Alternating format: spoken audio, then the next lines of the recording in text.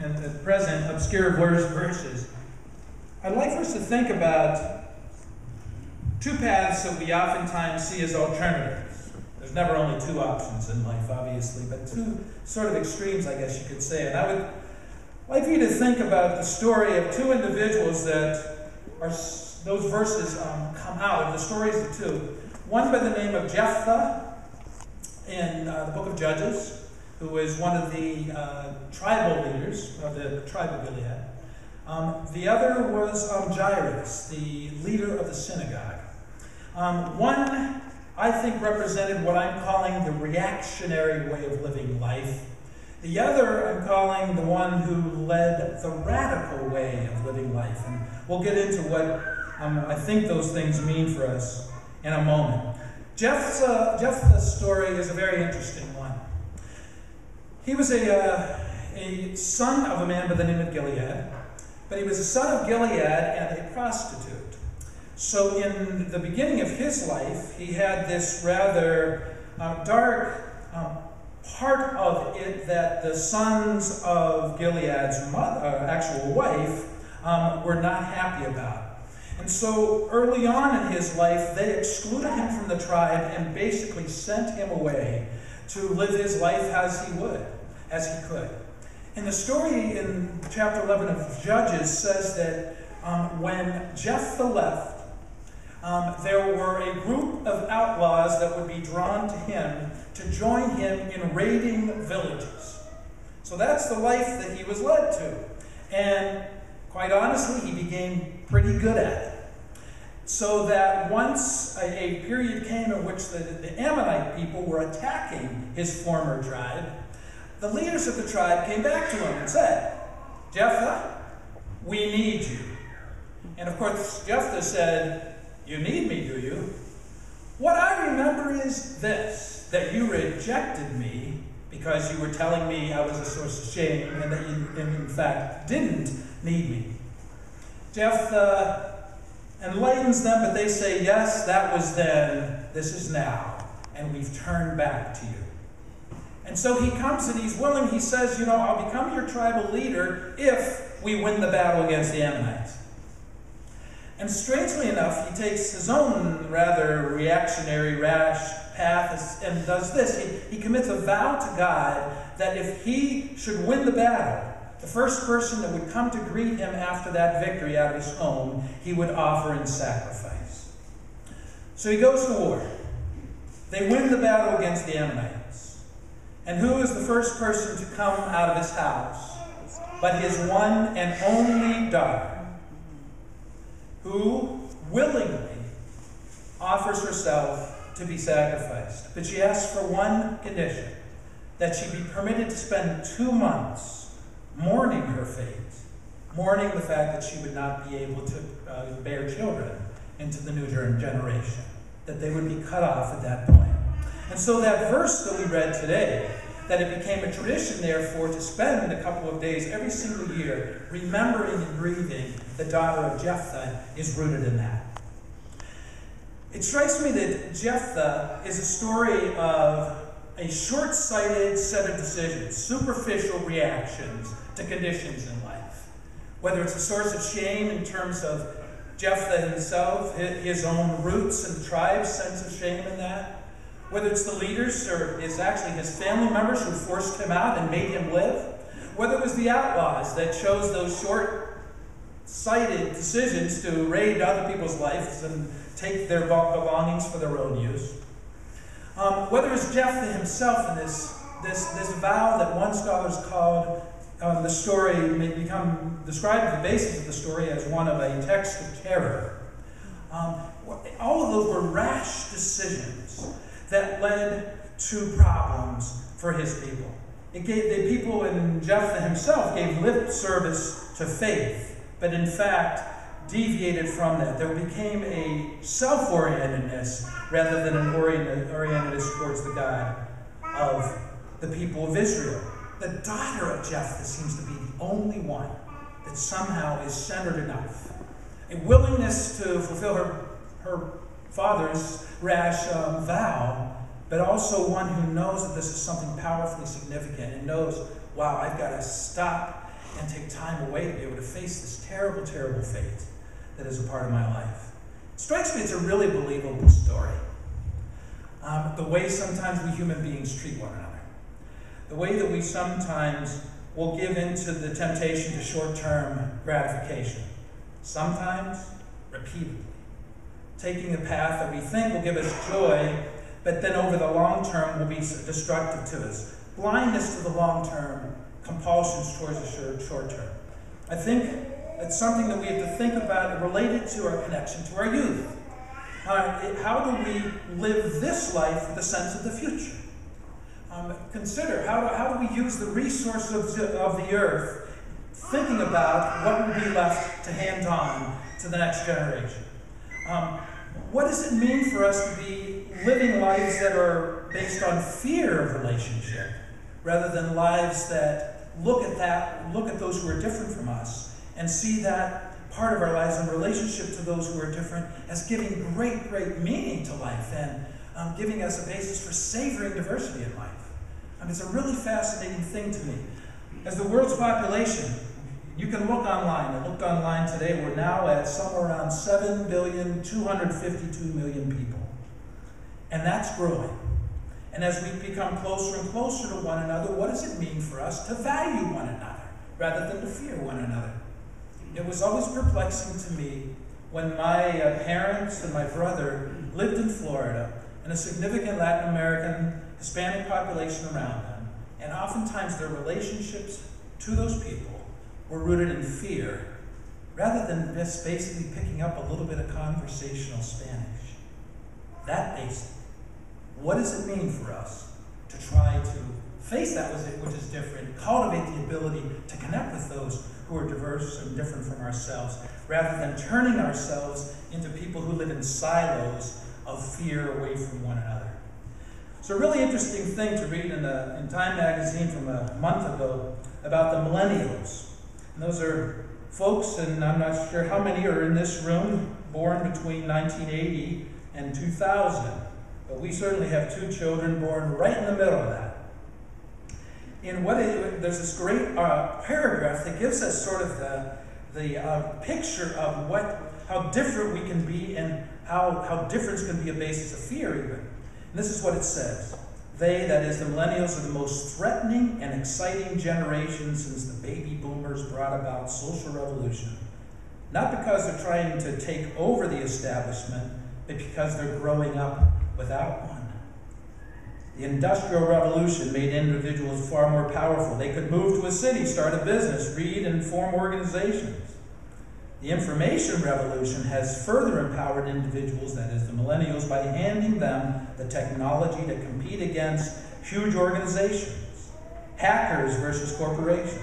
Bloggers versus newspapers. Terrorists versus nation states. YouTube directors versus studios. App makers versus entire industries. Millennials don't need us. That's why we're scared of them. That's a pretty bleak picture, and I think that it's overstated. That actually it's not the fact that millennials don't need us, but they need us in a particular way. There's one sense in which millennials need to be heard by us, voices respected by us. They need us to give up our short-sighted fearfulness to be open to what the future might bring, and to go at it creatively. To set aside those, again, silos of anxiety, and to stop being reactionaries, that is, people who ping this way and that over that, which gives us a source of fear, and to face those, and to embrace that which is great about them, to sift through that which may not be so great about them. Those are the reactionaries, and I would say that the Jephthah story is a reactionary path, leading into a real problem with the future, perhaps, of creation and humanity. What I would call us to be really following is the path of the radicals. What I mean by that sounds revolutionary. But a radical is simply someone who's rooted. That's what the word means. To be rooted deeply in something, and obviously something creative. And that second passage, that second verse, caps off the story of Jairus, who is the leader of the synagogue. Mark 5, it tells the story of this leader coming to Jesus, because clearly he had heard the story of Jesus, of his healing powers, and he had a daughter that was dying on death's door. And he comes to Jesus and basically falls on his knees and says to him, "Please come, heal my daughter." And so Jesus starts making his way. Now what's fascinating, Mark doesn't say this, but Luke tells us something reminiscent of the story of Jephthah. Luke says that that daughter was his only daughter. So we have this parallel in the stories. And this only daughter threatened with death, and so Jesus starts making his way there, and you'll remember the story while he's walking along and there's a crowd around him. A woman who has had a problem with an issue of bleeding for 12 years says, "If I can simply touch his garment, I believe healing can happen." And so she touches his hem, the hem of his garment, and immediately healing happens. And Jesus understands that and wants to know, where did that healing power flow to? And he turns around. His disciples say to him, "What do you mean? We've got a crowd around us. How do we know where who the person was who was drawing on your healing power?" And this woman comes and acknowledges it and falls on her knees, just as Jairus had. Acknowledges that, and Jesus blesses her and says, "Your faith has healed you." And by that time, again, this atmosphere of grace and healing power overflowing, news comes from Jairus' house that his daughter has died. So Jesus continues to make his way to that house to investigate. And it's there that we have this encounter between Jesus and these folks, this marvelous part of ancient Israel society, and that is the professional mourners, that were there to help people grieve, to help people get their emotions expressed, and to feel the catharsis of grief. But there wasn't time for that, and Jesus said, "This little girl's not that. She's merely sleeping." And of course they laugh at her. But he goes in. He commands her to get out of bed, and she does. And healing takes place, and she walks around the room. She gets out of bed, and we read that verse of this miraculous happening. What is amazing to me, the images in that story, are these two people that fall on their knees in the face of forces that they know are beyond them. So we have, first of all, Jairus doing that. Then we have this woman along the journey doing that. And they seem to become the basis because they kneeled down, because they showed the pattern of acknowledging a force greater than themselves. It's as if they are giving concrete humility in response to that. That becomes the basis of the ability of the girl to rise up. They get on their knees so that she can rise up. They're deeply rooted in their faith. Rootedness, radicals, so that there is life that can come out of that. And it's a future life. This was an only daughter, according to Luke, who is now living. And there's a prospect of life going on into the future. To me, it's a powerful story of the overflowing of grace and the long-term, the long-sighted view versus the short-sighted view. You may not have heard this, maybe some of you did, but a great cultural gift to the United States, a man by the name of Gunther Schuller, died in the past week. I had known of him when I was in college. He actually was being considered to be the head of the College of Musical Arts at Bowling Green, where I was studying at the time. Thankfully, he stayed in New York and continued to do his creative work there. But he was a very gifted musician. He was a child prodigy. He played French horn. He was in his teens when he was playing French horn, principal horn for the Cincinnati Symphony and I think American Ballet Theater, and I think the Metropolitan Opera as well. But there was some fire in his belly by the age of like 30 or so that he really was moved to make collaborations and begin composing. And he was a great, great composer, but he would take this middle path between classical music and jazz. Now, when I was studying music, the classical professors had nothing good to say about jazz. They referred to the jazz musicians there as jazzers. I still remember Tom Bandy talking about his sort of experience of that contrast. When he was in orchestra playing his clarinet, he always felt talked down to by his orchestra conductor. But man, when he went to his neighbor's house who knew how to do jazz and was a great jazz pianist. He could do his clarinet, and the other guy do his thing. It was like this connection. It was an interesting thing that Gunther Schuller knew that various different areas of music had so much creative force, and he was committed to weaving them together, not to allow that separation to happen. And it was a real gift to music and culture in our country. It was a new voice. It was a new possibility into the future that he was creating. It strikes me as an example for us to really think about. That when we're rooted in the power of Christ, then it becomes a no-brainer that we have to do vacation Bible school so that our children can be immersed in the teachings of that, about that grace, and the true amazing gift that they are from God to us, and the powerful gift that they're going to be in the future. It's a powerfully important thing. It's a really important thing, I think, for us to see these two individuals falling on their knees in the face of the great healer, the Christ, as we ordain and install leaders today. Because that's got to be the starting place of leadership in the church. We have to be rooted in a worshiping life and a prayerful life so that we know that we're serving something so much bigger than ourselves in order to change powerfully in the world. And so this day, I simply conclude with the thought that we have a choice to be reactionary people, pinging from this direction to that, thinking out of fear and in a short-term, short-sighted way, or we have people who can root ourselves deeply in the power and the grace of Christ, so that we move into the future with a sense of adventure, with a sense of anticipating joy, with hope for the future to hand on to our children. Let's take a moment to pray.